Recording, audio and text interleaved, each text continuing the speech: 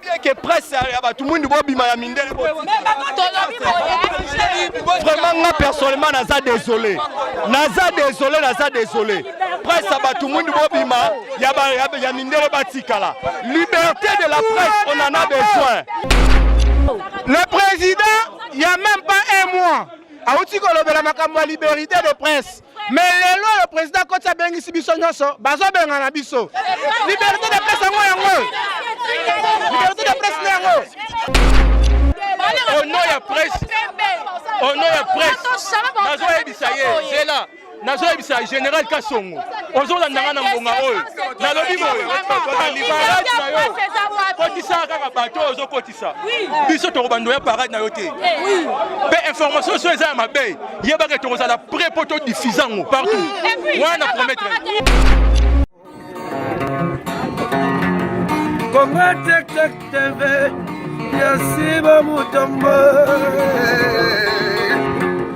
Congo Tek Tek TV. Yasiba Mutombo.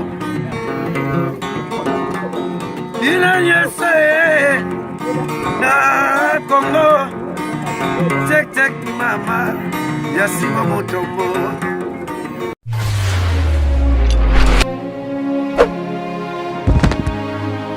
Ok, car on est tout le baquet tozali awa na aéroport international de Njili et pas iwa plutôt c'est l'accord il y a Etienne Tshisekedi. Donc presse ezali awa complet pour la cause ba image. Mais le quoi participer mawa bandeko bolanda biso partout na libanda mboka. Depuis journée mondiale il y a presse Salamaka président de la République a pesaka valeur na ba journaliste valeur na presse. Avec au côté de l'aéroport ya Njili awa à côté du salon officiel, il y a VIP, il y a commercial, cause l'accord. Après, si autre, na ba journaliste, ba côté la presse, ba côté. Donc comme on a kati, bato ba linga fatite.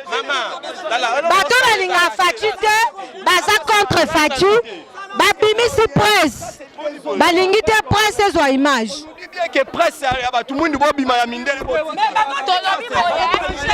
Vraiment personnellement naza désolé. Presse tout le monde bima ya mindele batikala. Liberté de la presse, on en a besoin. Liberté de la presse, on en a besoin. Liberté de la presse en son entièreté, on en a besoin. Le président, il n'y a même pas un mois. A outi ko lobela makambo ya liberté de presse. Mais le président quand ça bengi sibiso nyoso, bazo benga na biso. Liberté de presse ngo yango. Liberté de presse yango. Ezali ba policier bazali général Kasongo. RFI basala contre campagne à Félix. Major Patrick basala campagne à Chadari. Mais Mundela comme plus travailler sur le liberté de presse. Démocratie, le lot awa toye na aéroport. Tozo honoré Tshisekedi. Tozo souffrir. Presse la RDC de souffrir. Baba pas d'importance. La Batalibanda, baba pas d'importance. La presse Libanda. Président de la République actuelle, président Félix Tshisekedi a remarqué que presse est ratée. Comment est-ce possible là-bas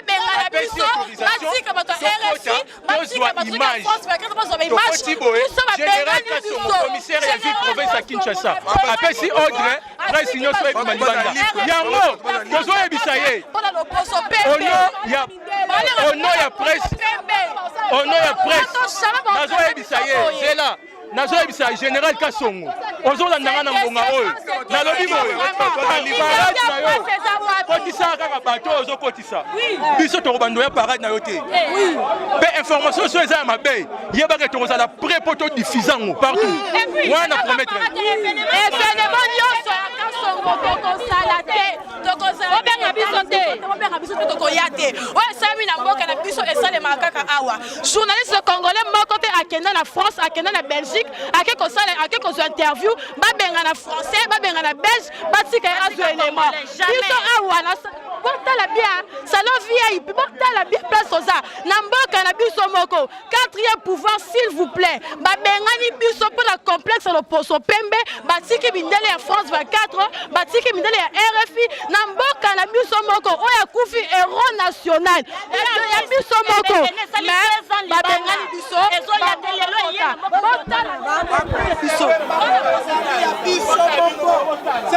bonsoir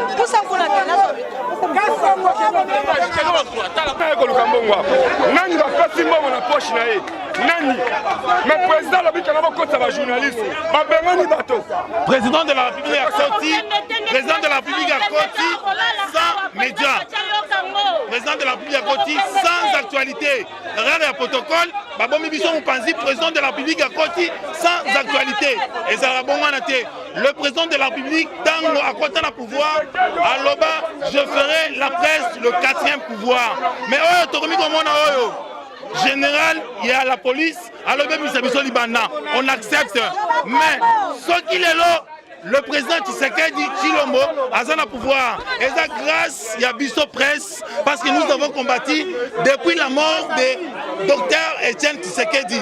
La presse en ligne, nous avons combattu ensemble pour que mettre fin à la dictature. Maintenant, chose grave, les lots tous sur la place, les lots dans l'événement, il y a président de la République, tous sur la place, Bisso tous sur les réseaux sociaux. Le président de la République a hier, sans actualité, le président de la République a Kotiawa. Le président de la République a qui à 18h. A Cameroun mon côté à Zalaki. Babomi biso mupanzi. Rien à protocole. Rien à protocole. On va comprendre hein. Régler Zagawana. On ira jusqu'au bout. On va faire des sensibilisations par rapport à Yango. On est. la caméra,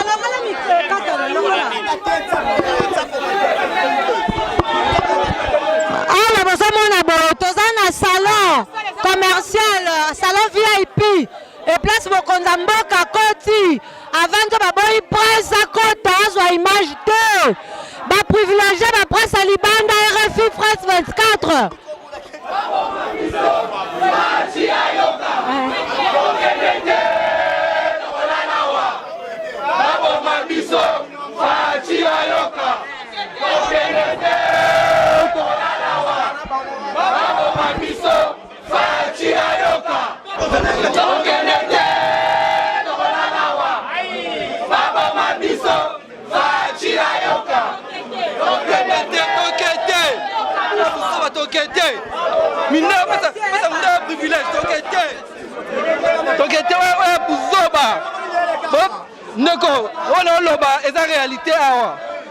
comment Moundele peut faire ce privilège à filmer ça la boue. Mais puis son moutoumi doit bengaler le Wamboa. Et ça la raté.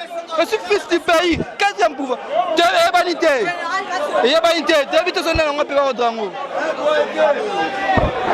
Ah, Mboka la biso liberté après si c'est quoi bazo respecter en côté.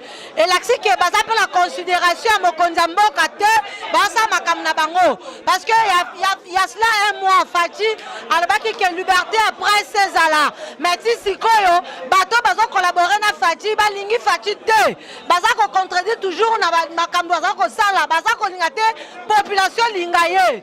Donc, qui France 24, RFI, Ezwa, image Kuna, Mouto Akoufi, Azala na rapport ni na France, Azala rapport ni, Azane, Moine Mboka, Aza Congolais, Aza héros national.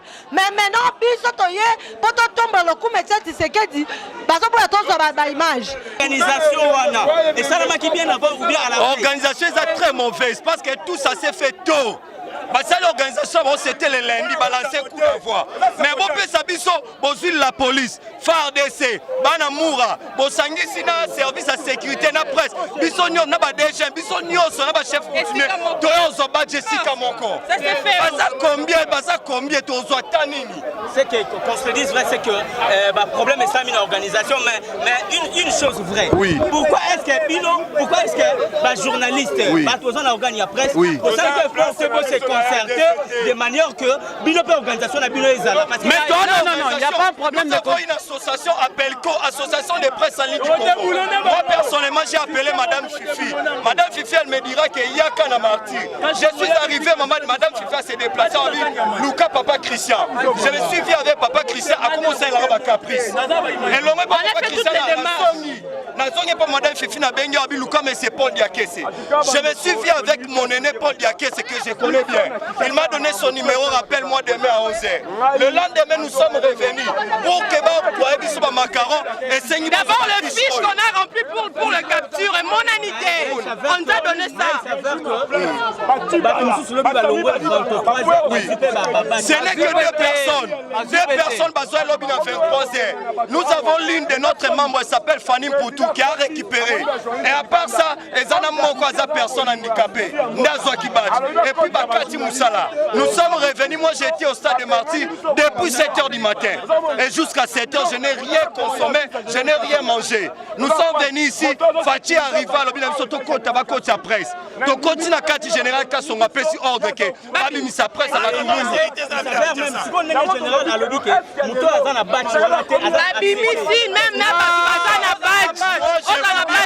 toute mon énergie. On va filmer, nous allons finir. S'il faudrait moi j'ignore mon roi quelque part, je suis d'accord. Parce que le 3 mai, le président Fatih a présidé la réunion. À ce qui concerne la journée internationale de la presse, il a dit qu'il faudrait que la liberté de la presse soit à son entière. À son entière. Le président Fatih a déclaré ça. Pourquoi le président soit déclaré Makamoussou si le terrain comme la Makamoussou? Les hommes manquent à respect à hiérarchie. J'ai dit et je vous remercie. Ok, voilà, aimable Congo Tek Tek TV, Yassiba Mutombo. Congo Tek Tek TV, Yassiba Mutombo. Ina yese na Congo Tek Tek mama, Yassiba Mutombo.